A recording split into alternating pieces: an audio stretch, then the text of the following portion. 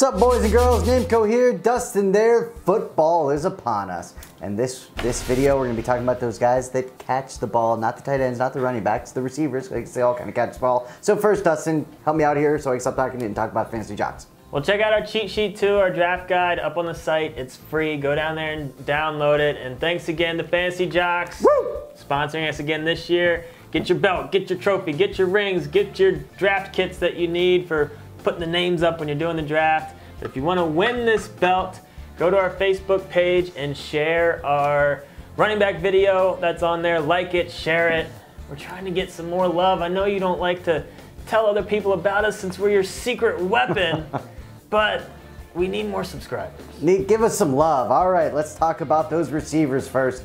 So tier one, I'm not going to go into detail. It's Brown, it's Beckham, it's Julio. They're all studs, and to me, the clear-cut top three.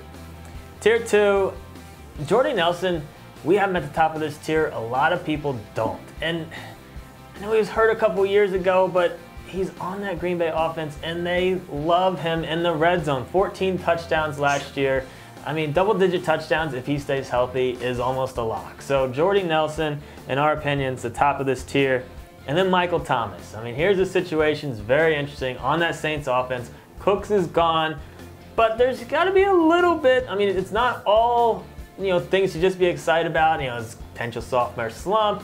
Cooks being gone, maybe all the pressure goes to Thomas. Maybe he can't handle it, or maybe Breeze looks elsewhere. They do spread the ball around, but definitely the pros outweigh the cons here. That's why we got him in tier two. We think he has a big year. Tier three, gonna go ahead and talk about Cook's new home in New England.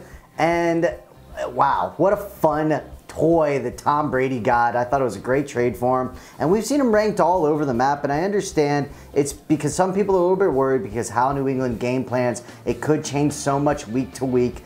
But I just gotta feel he's gonna be involved in a lot of those game plans, and we believe he's gonna have a very good year. The other guy I wanna speak about in this tier is Dez Bryant.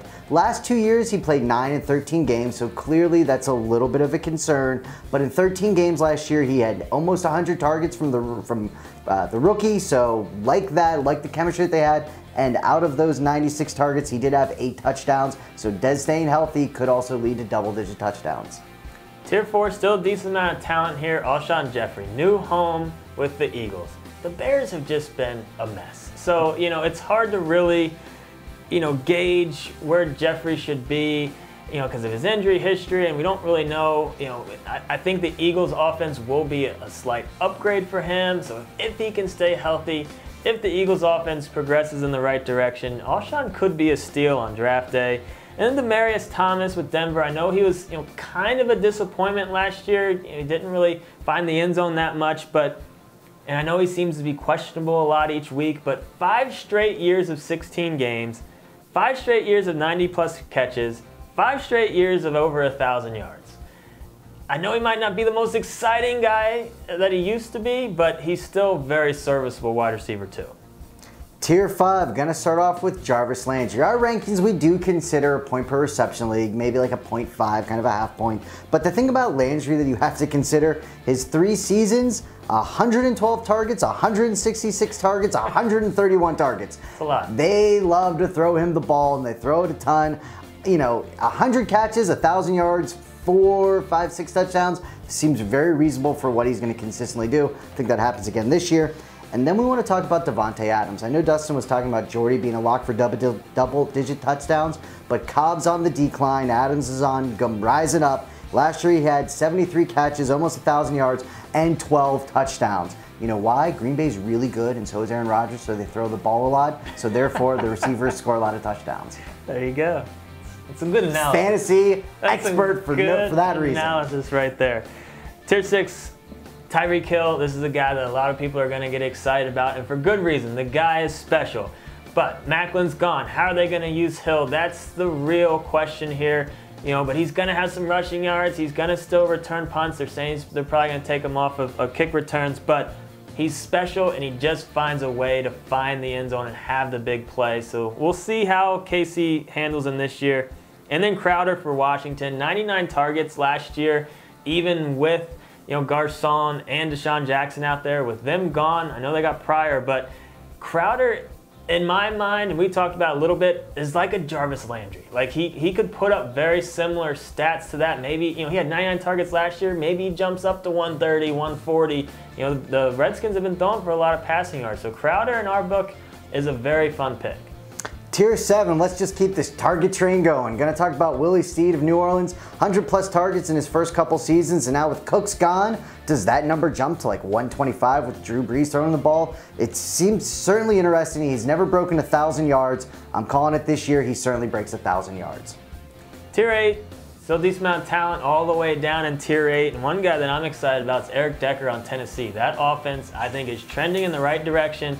And even though last year was kind of a lost year for Decker, he still has 10+ touchdowns in 3 of his last 5 seasons. So if Tennessee's finding the end zone, I think Decker could have double-digit touchdowns again this year. In Tier 9, Kyle Shanahan brought over Pierre Garcon that he used to coach. So you look at a Kyle Shanahan offense over the years, you've heard me talk about it a million times, but they love to go after the #1 receiver. They get plenty of targets, they run plays for him over and over again, they just feed him the ball, and the #1 wide receiver, and probably not going to be a great team, is Pierre Garcon out there in San Francisco. So late in drafts, I actually love him as a late round grab. Another guy that's kind of interesting, Tier 10, Jeremy Maclin. I was thinking, he's going to Baltimore, but he's had good years in Kansas City, which isn't exactly, known for throwing the ball a ton. And I was like, he's kind of older. He's still under 30 years old. And I look at that Baltimore team, and we've talked about a little bit in some of our other videos. It does kind of seem they might go a little bit more pass heavy this year. But, injury concerns are certainly there. But Maclin, for where you could get him, could be a good deal.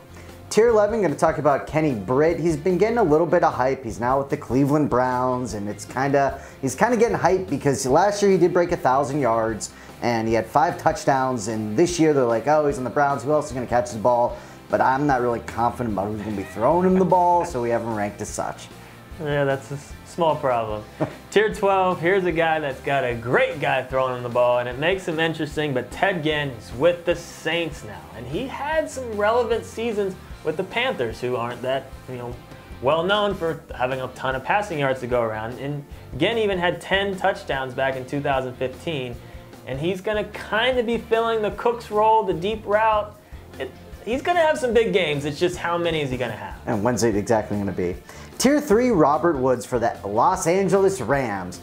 I know Austin's there, but he's really being listed as the #1 wide receiver, which is just, so ugly. Bad for the Rams. But this is the kind of case where, me personally, I would rather take a Ted Ginn, a guy on a great offense that might be a 3rd or 4th option, over a guy like Woods on a terrible team that's going to be the 1st option. So don't let the fact like, I got a #1 receiver late. Who really cares if they're not going to produce? And I don't know how great Woods is going to be. And then the last tier, I want to talk about Will Fuller. He bust onto the scene last year as a rookie. Looks like he's going to have... It was the next big thing after 2 games. One of the best rookie seasons for a receiver in recent history, but then it went downhill fast. But the talent is still there, and with Watson out there now, who knows? Maybe it puts them back on the map. Maybe the Texans get their offense going a little bit better this year. But Fuller, still interesting. Just nothing more than a late round flyer, though. All right, so that's it. So make sure you like, subscribe, check out our other videos, share the running back video on your Facebook page, give us some love. Nameco for Dustin Barkley. We are out, and good luck in this fantasy season. Oh, yeah.